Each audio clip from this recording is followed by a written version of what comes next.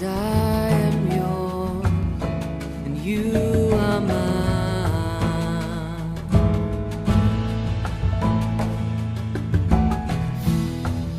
'Cause I am yours, you are mine.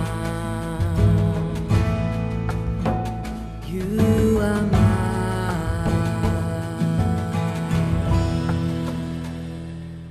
యెహోషువ గ్రంథము 7వ అధ్యాయము 1వ వచనం నుండి. శపితమైన దాని విషయంలో ఇజ్రాయేలీలు తిరుగుబాటు చేసిరి. ఎట్లనగా యూదా గోత్రంలో జరహు ముని మనవుడును జబ్దే మనవుడును కర్మీ కుమారుడైన ఆకాను శపితము చేయబడిన దానిలో కొంత తీసుకొనెను. కనుక యెహోవా ఇజ్రాయేలీల మీద కోపించెను. యెహోషువ, మీరు వెళ్లి దేశమును వేగుచూడుడని చెప్పి బేతేలు తూర్పు దిక్కున బేతావేను దగ్గరనున్న హాయి అను పురమునకు ఎరికో నుండి వేగుల వారిని పంపగా వారు వెళ్లి హాయి పురమున వేగు చూచి యెహోషువ ఎద్దుకు తిరిగి వచ్చి, జనులందరినీ వెళ్లనీయకుము, 2-3 వేల మంది వెళ్లి హాయిని పట్టుకొనవచ్చును. జనులందరూ ప్రయాసపడి అక్కడికి వెళ్లనేలా హాయి వారు కొద్దిగానున్నారు కదా అనిరే. కాబట్టి జనులలో ఇంచుమించు 3,000 మంది అక్కడికి వెళ్లిరి. కాని వారు హాయి వారి ఎదుట నిలువలేక పారిపోయిరి. అప్పుడు హాయి వారు వారిలో 36 మనుషులను హతము చేసిరి. మరియు తమ గవిని యొద్ద నుండి షేబారీం వరకు వారిని తరిమి మోరాదులో వారిని హతము చేసిరి. కాబట్టి జనుల గుండెలు కరిగి నీరైపోయెను.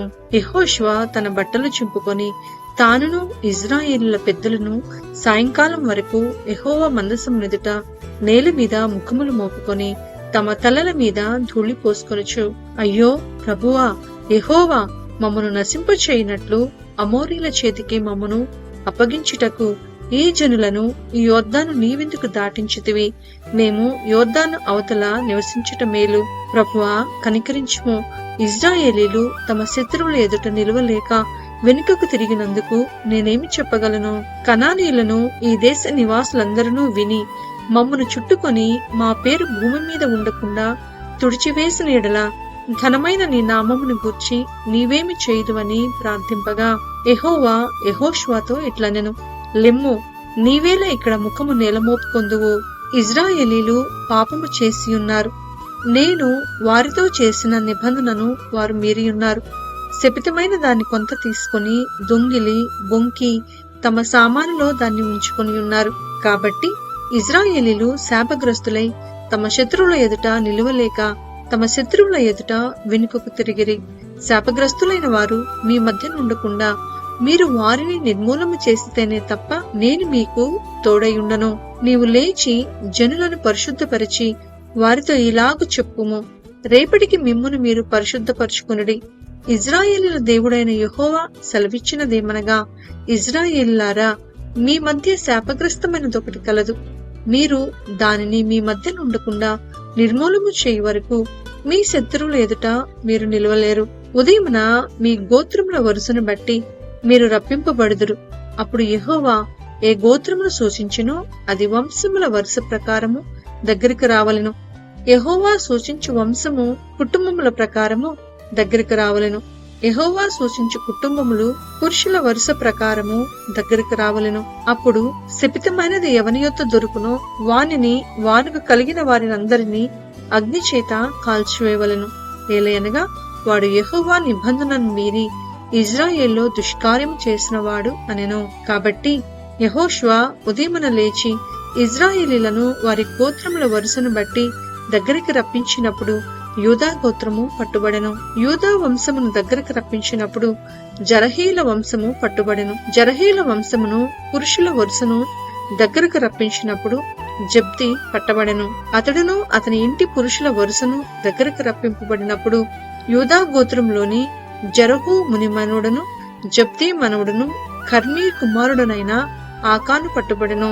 అప్పుడు యెహోషువ ఆకానుతో, నా కుమారుడా, ఇజ్రాయేలు దేవుడైన యెహోవాకు మహిమను చెల్లించి ఆయన ఎదుట ఒప్పుకొని నీవు చేసిన దానిని మరుగు చేయక నాకు తెలుపుమని నిన్ను వేడుకొనుచున్నానని చెప్పగా ఆకాను యెహోషువతో, ఇజ్రాయేలుల దేవుడైన యెహోవాకు విరోధముగా నేను పాపము చేసినది నిజమో.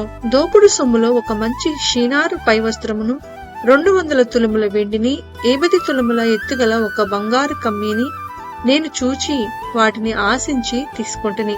అదిగో నా డేరా మధ్య అవి భూమిలో దాచిపడి ఉన్నవి. ఆ వెండి దాని క్రింద ఉన్నదని ఉత్తరమిచ్చి తాను చేసినదంతయు ఒప్పుకొనెను. అప్పుడు యెహోషువ దూతులను పంపగా వారు ఆ డేరా యొద్దకు పరిగెత్తి చూచినప్పుడు అది డేరాలో దాచిపడి ఉండెను. ఆ వెండి దాని క్రింద నుండెను. కాబట్టి వారు డేరా మధ్య నుండి వాటిని తీసుకొని యెహోషువ యొద్దకును ఇశ్రాయేలీయుల యొద్దకును తెచ్చి యెహోవా సన్నిధిని ఉంచిరి. తరువాత యెహోషువయు ఇశ్రాయేలీయులందరూ జరహు కుమారుడైన ఆకానును, ఆ వెండిని, ఆ పై వస్త్రమును, ఆ బంగారు కమ్మీని, ఆకాను కుమారులను, కుమార్తెలను, ఎద్దులను, గాడిదలను, మందను, డేరాను, వానికి కలిగిన సమస్తమును పట్టుకొని ఆకోరు లోయలోనికి తీసుకుని వచ్చిరి. అప్పుడు యెహోషువ, నీవేల మమ్మను బాధపరిచితివి, నేడు యెహోవా నిన్ను బాధపరుచుననగా ఇశ్రాయేలీయులందరూ వానిని రాళ్లతో చావగొట్టిరి. వారిని రాళ్లతో కుట్టిన తరువాత అగ్ని చేత కాల్చి వారి మీద రాళ్లను పెద్ద కుప్పగా వేసిరి. అది నేటి వరకు ఉన్నది. అప్పుడు యెహోవా కోపోద్రేకము విడినవాడై మళ్ళుకొనెను. అందుచేతను నేటి వరకు ఆ చోటికి ఆకోరు లోయ అని పేరు. యెహోషువ గ్రంథము 8వ అధ్యాయము 1వ వచనం నుండి. మరియు యెహోవా యెహోషువతో ఇట్లనెను, భయపడకము, జడియకము, యుద్ధ సన్నదులైన వారినందరినీ తోడుకొని హాయి మీదికి పొమ్ము.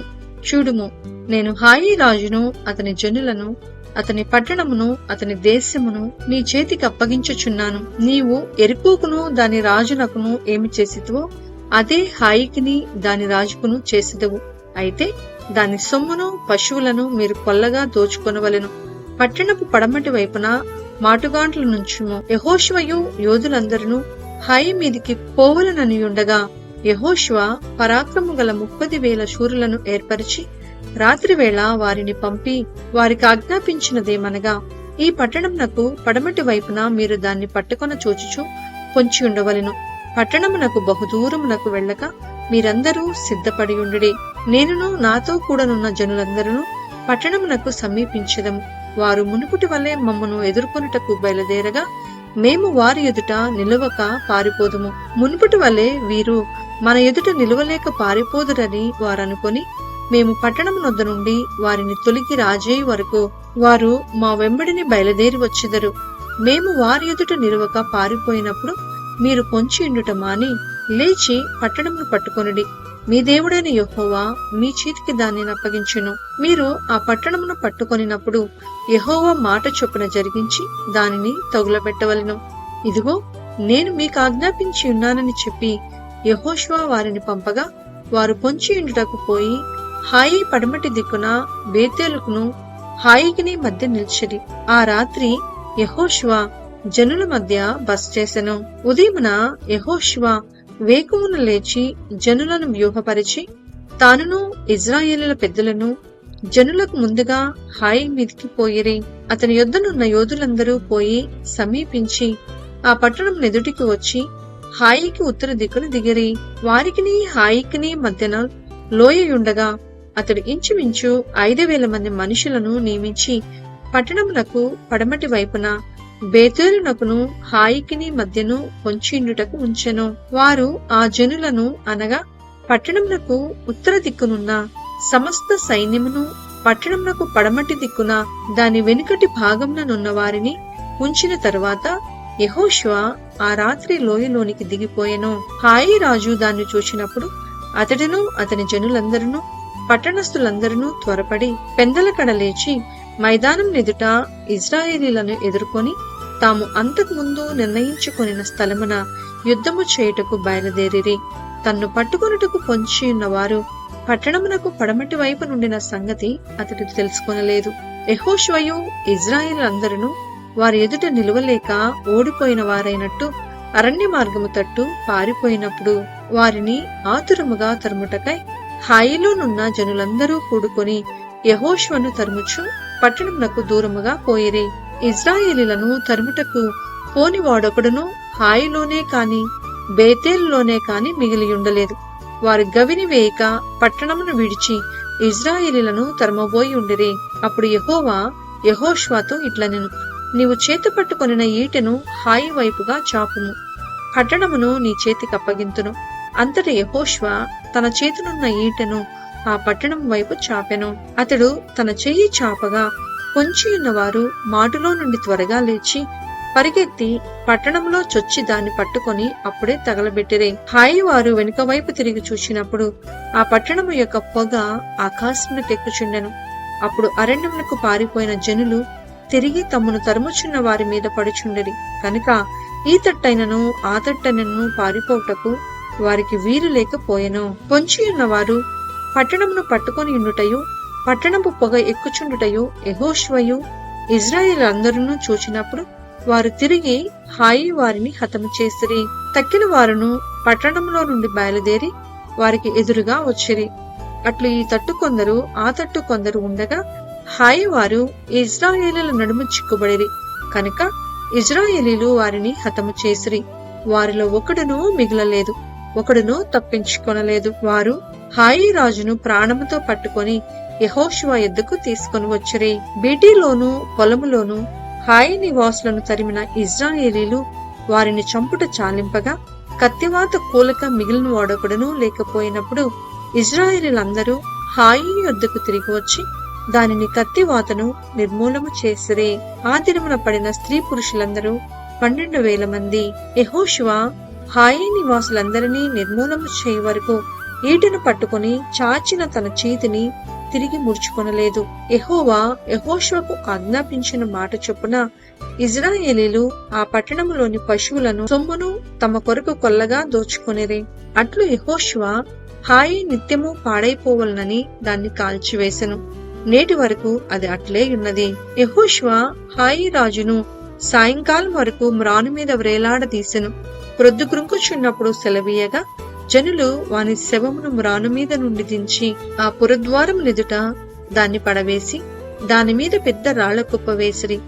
అది నేటి వరకు ఉన్నది. మోషే ధర్మశాస్త్ర గ్రంథంలో వ్రాయబడిన ప్రకారము యెహోవా సేవకుడైన మోషే ఇశ్రాయేలులకు ఆజ్ఞాపించినట్లు యెహోషువ ఇశ్రాయేలు దేవుడైన యెహోవా నామమున బలిపీఠమును ఇనుప పనిముట్లు తగిలింపని 6 రాళ్లతో ఏబాలు కొండ మీద కట్టించెను. దాని మీద వారు యెహోవాకు దహన బలులను సమాధాన బలులను అర్పించిరి. మోషే ఇశ్రాయేలులకు వ్రాసి ఇచ్చిన ధర్మశాస్త్ర గ్రంథమును ఒక ప్రతిని అతడు అక్కడ ఆ రాళ్ల మీద వ్రాయించెను.